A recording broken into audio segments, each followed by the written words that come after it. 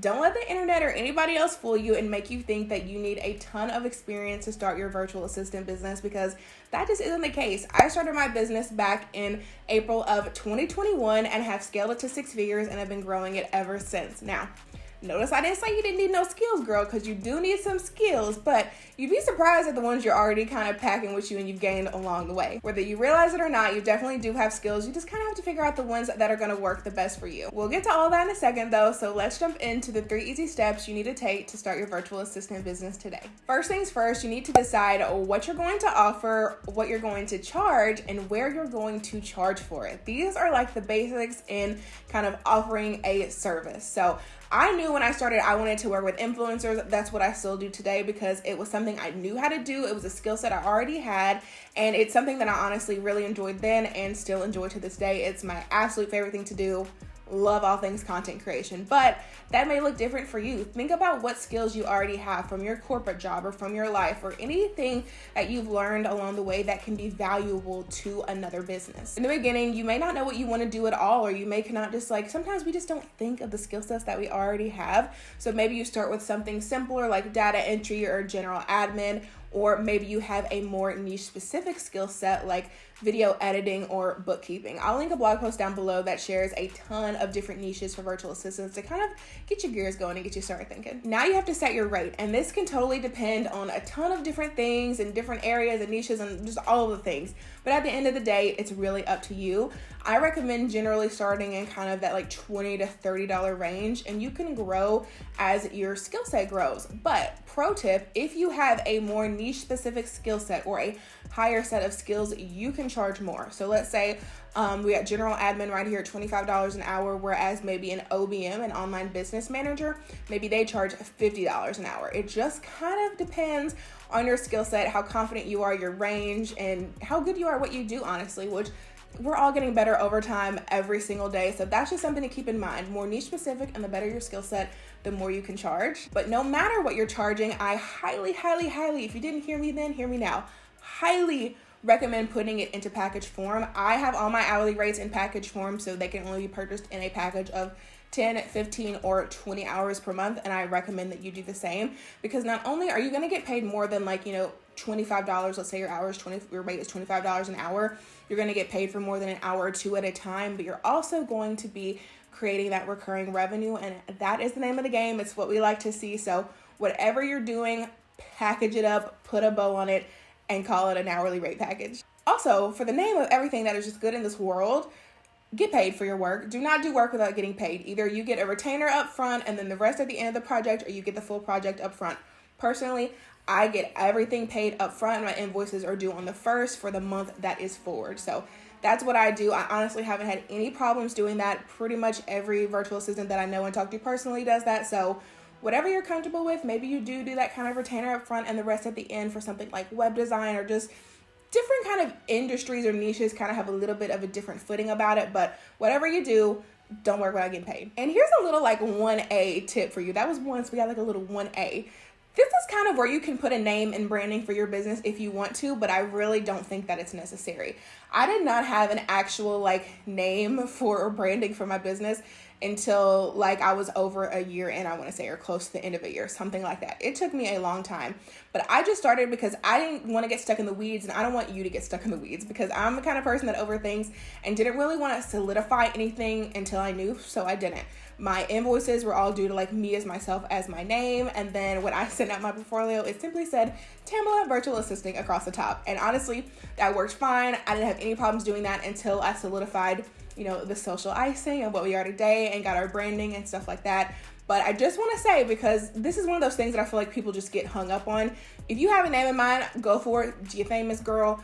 But if you don't, it's not important. Especially in the beginning, I was just working as a sole proprietor, so none of it really mattered. So just keep that in mind. Next, I want you to create a portfolio. So if you're starting out with no experience, you likely don't have any client testimonials going along with that. If you do, that's great. We're gonna throw those in there too. But if you don't, it's not the end of the world, and that's what we're creating your portfolio for. We wanna show clients what you're able to do and showcase your work. So for me, when I started, I only offered LTK management. That's all that we did.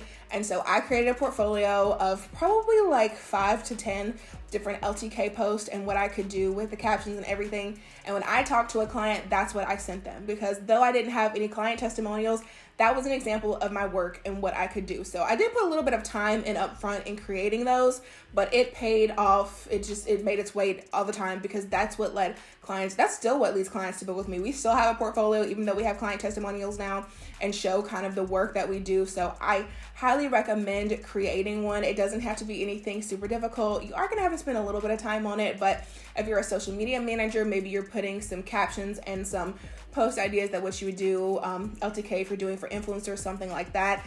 Definitely depends a little bit on your niche, because sometimes it's easier to do than it is for others. And if you don't have any examples for your work, speak to yourself, speak to your skill set, speak to what you can really do and the pain points that you can change and help a client with. Creating a portfolio is not difficult to do. I feel like the word portfolio just sounds hard. I promise you it's not. In the beginning, I just had a PDF that I saved from Canva of all of the designs that I did, and I just sent that out with my emails. Now Canva has like landing pages. You can make it where they can go through it and scroll it just straight through a landing page. You can do it in a Google Drive folder. You can also even have it on your website. That's what we do now that we've grown a little bit, is it's just housed on our website. So when traffic comes across, they can see it that way, but it's not really difficult, and it will go a long, long way with your clients. And last but not least, certainly not least, you want to make it legal. This is so important. I had a contract in place from my very first client. Listen, peace of mind is where it is just worth its weight in gold, okay? I will link the template that I used down below in the description box. It was from a lawyer. It was around $100, I think, and I used it throughout the entire first few years of my business. Worked perfectly, still works to this day. It's great. You do not want to sign, book, agree, do anything with a client before a contract is in place, because a contract not only protects you and your business, but it also protects your client, especially just in my line of work. There's a lot of different confidentiality clauses and stuff like that. Get a contract. You will be so happy. I have never been upset that I had a contract. I have always been overjoyed and elated that I had a contract if anything were to come up. So if you're going to make one investment in something and you're going to buy something, buy a contract template made by a lawyer, not something random you kind of pulled off the internet. Like I said, the one that I used, her name is Amira, and she is like a lawyer, and she does like a lot of contract templates for different things. I've seen a lot of people recommend her. Like I said, that's who I used. It has worked great for me, and I haven't had any issues. And I just can't stress this enough. Get a contract. You get nothing else. Get a contract, get a contract, get a contract. Listen, right here. Get a contract. And on that same note, a good contract is also going to have everything outlined for you and your client should a question come up later. So the deliverables, the due dates, the expectations for not only you, but your client, because you're both going to have expectations in this kind of agreement that you have going on. So if something should arise later or there's a miscommunication, you always have that initial agreement to fall back on. So those are the only 3 things that I think you really have to do in order to start your virtual assistant business today, because there are so many nuances and different things to learn in business. But the biggest advice that I can give you is to honestly learn as you go. Just start, just do it. That's exactly what I did. I did not know how to run a business. I did not know what I was doing, and I learned everything as I went. I didn't have branding. I didn't have a website. I didn't have an accountant.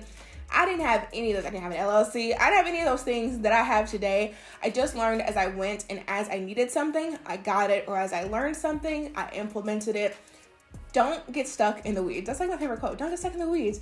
Just do it and just start your business, girl. You're going to be so happy that you did. But that is all that I have for you guys today. I hope that y'all enjoyed it. If you have any questions, leave them down below in the comments, and I will have any useful resources in the description box.